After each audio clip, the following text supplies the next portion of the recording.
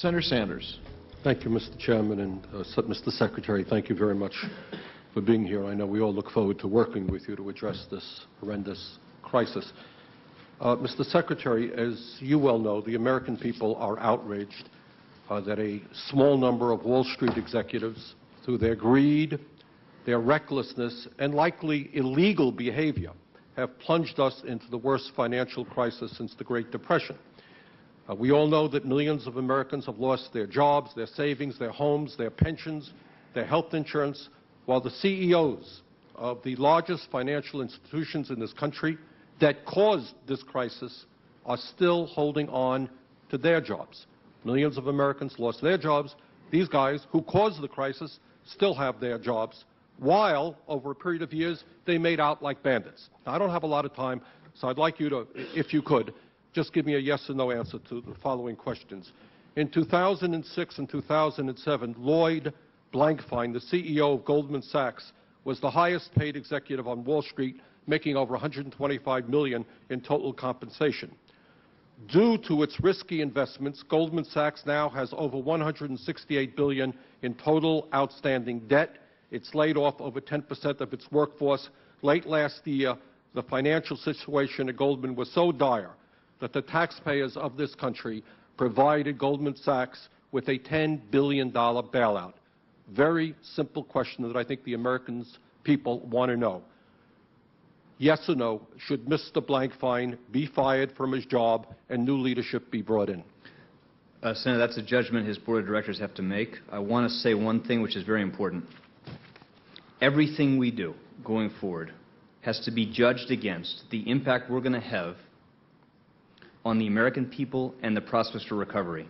And every dollar we spend has to be measured against the benefits we bring in terms of... Mr. Secretary, you're not answering my question. You have a person who made hundreds of millions for himself as he led his institution and helped cause a great financial crisis.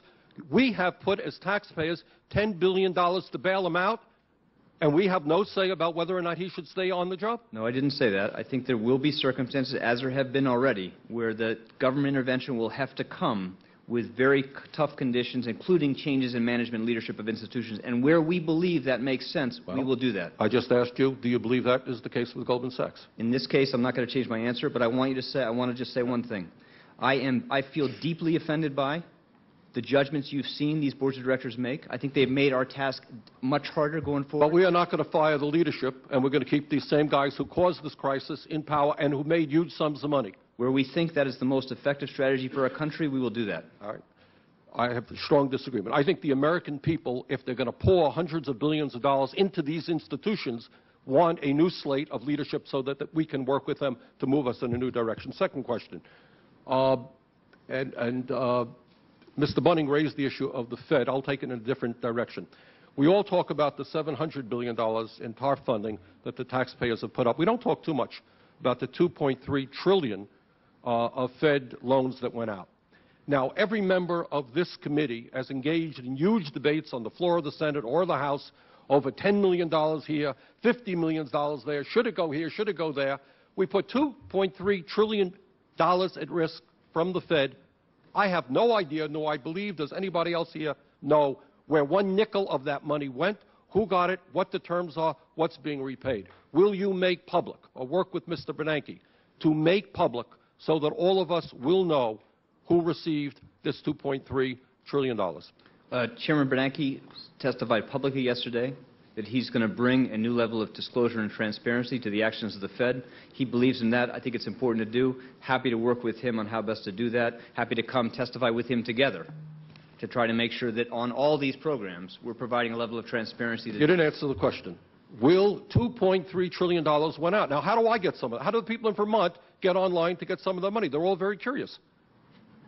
Who got that money? Senator, as I said, the chairman of the Federal Reserve said yesterday that he's going to bring a new level of disclosure to those basic programs so that you'll be able to see how they're being designed and used with a greater level of detail than is apparent today. Will we know who received the money? You will know what loans were made, with what programs against, what type of assets, with what rationale, with what ultimate risk, but that's a judgment he has to make. Last question. I have talked to some economists who believe that what happened on Wall Street was not just reckless and irresponsible, that perhaps, we don't know it, at the highest level there may have been fraud, that these guys understood that they were pushing worthless paper. What will, and I know you've been on the job all of 2 weeks, so, but what is your intention in terms of undertaking a detailed investigation to possible fraud and taking criminal actions against the people who caused this crisis?